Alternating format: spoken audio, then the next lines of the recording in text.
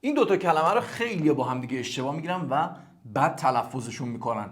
اولی breath که اسمم هستش به معنی نفس یا دم. برای مثال میگم he has bad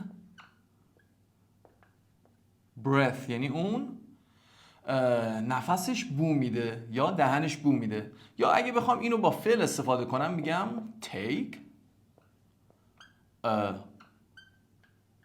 deep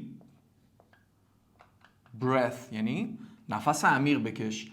اما این یکی خودش فعله و تلفظش میشه breathe به معنی نفس کشیدن. میگم که he is breathing heavily، یعنی اون به سختی نفس میکشه.